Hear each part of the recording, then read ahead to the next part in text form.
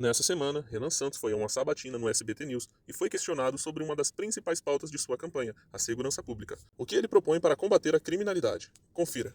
O senhor defende abertamente a aplicação do direito penal do inimigo, em que criminosos deixam de ser tratados como cidadãos e, em alguns casos, perdem a presunção da inocência. Como o senhor pretende implementar essa política sem ferir os direitos constitucionais? Maravilhoso, uma honra estar aqui com vocês. Novamente, eu agradeço demais a todos os rapazes e moças que ao redor do Brasil ajudaram a coletar assinaturas para o teu partido. E esse partido me dá o direito de estar aqui com vocês para apresentar nossas propostas. Então, obrigado a todos, obrigado a vocês. Tudo é absolutamente constitucional porque o direito penal do inimigo, ou seja, a ideia de você tratar uma parte do crime como um ente anômalo, como alguém que não se comporta como cidadão, já foi recebida pela nossa Constituição. Existe, por exemplo, uma coisa chamada lei do abate. Quando um avião estrangeiro, às vezes trazendo droga, ele entra no território nacional e não responde os pedidos da Força Aérea para pousar, é permitido abater ele. Nós temos outros institutos, por exemplo, a lei antiterror no Brasil. A lei antiterror traz a ideia de direito penal do inimigo. Então, se uma pessoa está andando com uma bomba, está indo lá para a Praça da Sé, no centro de São Paulo, e você sabe que essa pessoa pertence a uma organização terrorista, você pode atuar, ou seja, se antecipa a pena para prender ele ou para, eventualmente, abater ele, caso seja o caso. Então, a ideia do direito penal do inimigo é tratar de maneira diferente quem age de maneira muito diferente, quem está permanentemente violando direitos humanos, como é o caso dessas facções. E é o que nós vamos fazer, nós vamos implementar o direito penal do inimigo. Inclusive já passou, a lei antifacção no Brasil, já antecipando uma parte do que nós vamos fazer. E aí no nosso governo nós vamos atuar de maneira muito dura, porque nós temos 1 ano para destruir esses caras. Esses caras estão tornando a vida dos brasileiros um inferno e nós precisamos, em 1 ano, destruir as facções, deixar eles quebrados financeiramente, quebrados moralmente e devolver os territórios que foram tomados por eles, ou seja, cidades inteiras, bairros inteiros, para a população brasileira. Se eu fizer isso, eu terei tido sucesso. Agora, no lançamento da campanha, os seus apoiadores acabaram entoando: prendeu ou matou? Não há aí um problema de comunicação, já que o senhor diz que não é bem assim?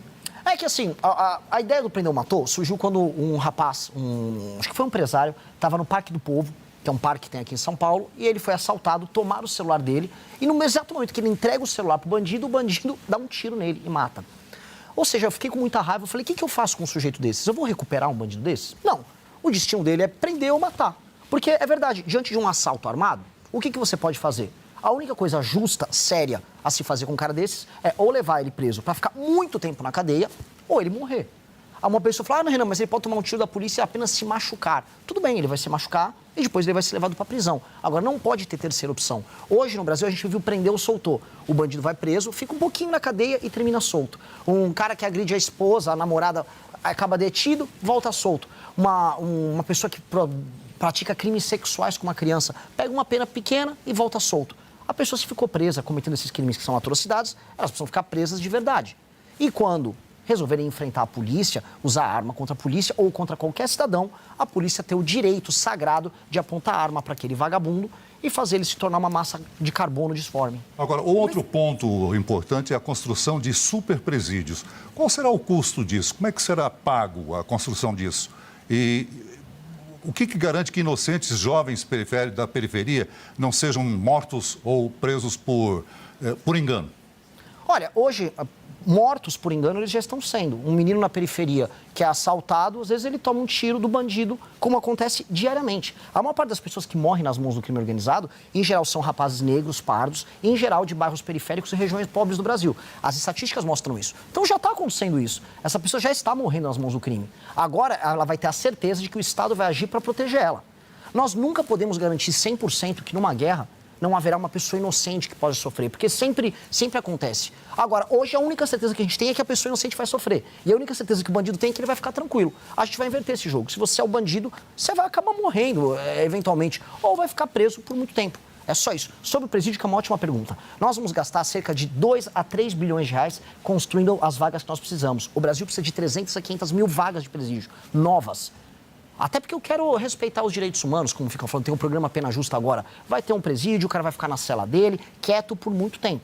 Vai custar dinheiro? Vai, mas, precisa. Candidato, o Brasil tem hoje a 3ª maior população carcerária do mundo, só perde para a China e Estados Unidos. Há quem diga que o problema não é prender, se prende, mas não se prende quem comanda essas facções. Mas quem diz isso, em geral, são ONGs, instituições que, inclusive, recebem dinheiro de fora para dizer para a gente que a gente está prendendo pouco. E aí eu vou fazer o quê, então? Tem 1 milhão de presos hoje no Brasil. Tem 1 milhão de pessoas condenadas. Agora, presos não tem tudo isso. 964 então, nós mil. precisamos fazer mais 300 mil vagas para prender essas pessoas. O que nós precisamos urgentemente fazer para complementar? A ideia própria de não prender, ou a ideia de você ressocializar uma pessoa que tem uma pena por um crime violento, é uma ideia errada. Ela é errada com a vítima e ela é errada com a sociedade como um todo. 2, o Brasil, ele apresenta um grau de violência de guerra urbana comparável a nações em guerra. Morre mais gente no Brasil do que no conflito da Ucrânia. A Ucrânia está em guerra com a Rússia e morre mais gente aqui nos nossos conflitos urbanos por conta disso. Portanto, nós vamos ter que prender de qualquer maneira. O fato de o Brasil tem uma das maiores populações carcerárias do mundo. Infelizmente, vai ter que prender ainda mais. Porque se tivesse bom e se as pessoas na rua estivessem fazendo bem para os outros, não estava todo mundo com sensação de segurança. As pesquisas mostram hoje que a maior preocupação eleitoral agora é com segurança. O cidadão não se sente seguro. E veja só, olha só, esse é um ponto muito interessante. São Paulo, provavelmente, ano que vem, vai apresentar índice de homicídio a cada 100 mil habitantes menor do que os Estados Unidos da América. Vai cair para uma taxa de 4, alguma coisa. Mas mesmo assim, alguém está seguro para andar em São Paulo? Não. Por quê? Porque os assaltos em que o bandido vai, é pego, retorna, continuam. Houve um crime horroroso agora em que um menino de 10 anos tomou um tiro no meio do peito por conta de um bandido que estava assaltando a aliança. E por que ele assalta a aliança? Porque ele sabe que se ele for pego, nada acontece. Então ele vai precisar ser pego e vai ficar na cadeia por muito tempo. Ponto. É uma questão de política pública, mas uma questão de justiça. Porque eu quero que a família daquela criança saiba assim, o presidente Renan pegou esse cara nunca mais vai sair da cadeia. Esse cara vai ficar muito tempo, esse cara não vai ver mais a juventude dele, a vida desse cara está acabada. Porque isso é uma questão de coesão social. Se eu não entregar o senso de justiça para as pessoas, se eu não entregar para as pessoas, em alguma medida, uma vingança pelo mal que foi feito contra elas, de que serve o Estado? O Estado brasileiro se torna uma inutilidade que só cobra impostos. Candidato, eu queria continuar nesse tema da segurança pública. Ainda, nesse contexto, há uma discussão muito grande hoje em torno das facções criminosas, especialmente depois da classificação do PCC e do Comando Vermelho como grupos terroristas por parte do governo norte-americano, governo de Donald Trump. Alguns países da América do Sul têm aprofundado acordos com o governo dos Estados Unidos, como é o caso do Equador, da Colômbia e de outras nações, especialmente as governadas pela direita. Eu te pergunto, o senhor é favorável a ações militares norte-americanas dentro do território brasileiro para combater essas facções criminosas? Nunca. Eu acho isso humilhante para a gente. Humilhante. O Brasil tem todas as condições. Então o senhor é contra essa classificação? Eu sou contra você aceitar a ideia de que os Estados Unidos têm que tutelar a nossa luta contra o crime. Eu acho isso humilhante para a gente como nação. E é humilhante para os nossos policiais. Ou seja, nossos policiais estão enfrentando o crime organizado há décadas. Agora, não, os Estados Unidos vão fazer isso para nós. Gente, não. A gente tem que ter acordo de cooperação com os Estados Unidos da América. A gente tem que ter acordo não só com eles, tá? A Holanda, por exemplo, recebe boa parte da droga que o PCC manda de São Paulo, pelo Porto Santos, para a Europa. Ora, vai ter que ter acordo de cooperação com a Holanda também. Nós vamos ter que ter uso de inteligência. Numa boa. Aceito cooperação de toda sorte com os Estados Unidos ou qualquer um. Agora, quem vai destruir o crime no Brasil tem que ser o Brasil. É uma questão de soberania. Sobre isso, no seu livro amarelo, que é o plano de governo de 60 páginas... Não, lá não é mais. Hã? É 460. Não, total, mas o plano de governo registrado no TSE são 60. O senhor fala de dissolução de entidades públicas ou privadas infiltradas pelo crime organizado.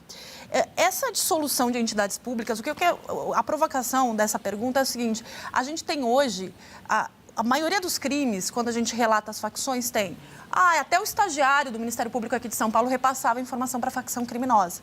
Recentemente, a gente teve a Polícia Federal fazendo uma operação focada em agentes públicos. A minha pergunta, quando o senhor fala em dissolução de entidades públicas, eu quero saber, tem previsão de fazer auditoria sistemática, frequente, em os bens dos servidores hoje que lidam com isso? Porque a história de matar e de ter uma ação ostensiva, ela tem um apelo popular.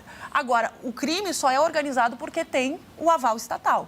E aí a minha pergunta é, o que fazer com esse agente público? Seja na Polícia Federal, 2019 teve um sargento das Forças Armadas preso na Espanha levando droga em avião presidencial. Como fazer com que esse agente não trabalhe para as facções? Porque a gente vê, o senhor mesmo disse, o menino pobre da periferia acaba sendo morto ou preso. Para ele, esse é o cenário.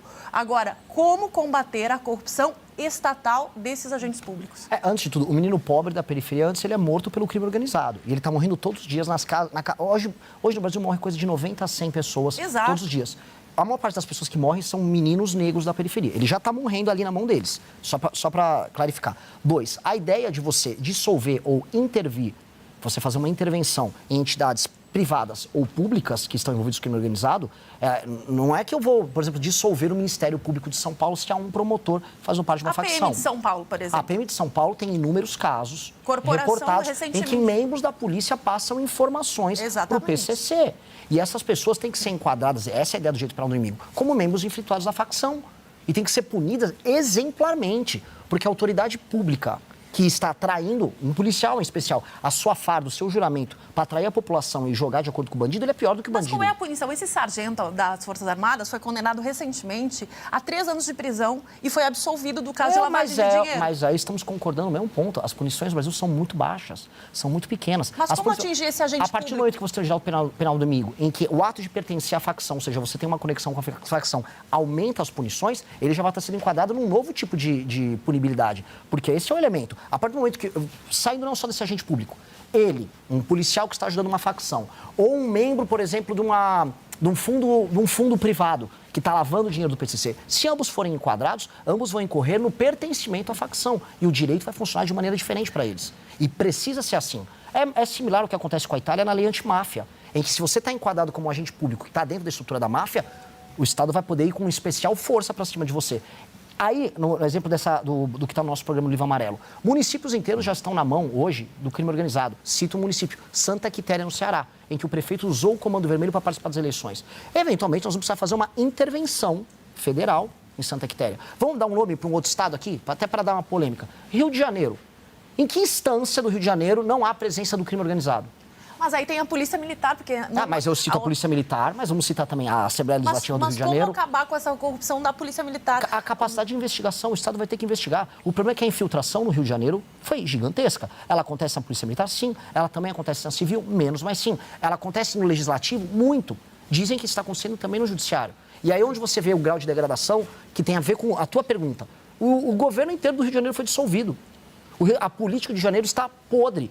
Eventualmente, nós vamos precisar fazer, e é um caso grave, é uma intervenção no Rio de Janeiro. Porque o Brasil está se tornando um narco-estado. As pessoas estão assistindo, você entender. Esse prender e matar é para esses agentes não é, públicos mas também? depende. Se ele, vou ser claro, se esse agente público responder uma operação da polícia armado, ele apontar uma arma, o que o agente vai fazer? Vai ter que atirar de volta. Me perguntaram isso já. Aí na Faria Lima, vocês vão atirar contra as pessoas? Depende. Se a secretária do cara que está envolvido no crime organizado sair atirando contra a polícia, sim. Agora, se eles se entregarem, também. Mesma coisa para o traficante. A diferença é que o traficante não quer se entregar pacificamente. Se ele se entregar pacificamente, ninguém vai matar ele. Curtiu? Deixa o like e se inscreva no canal para receber mais vídeos como esse.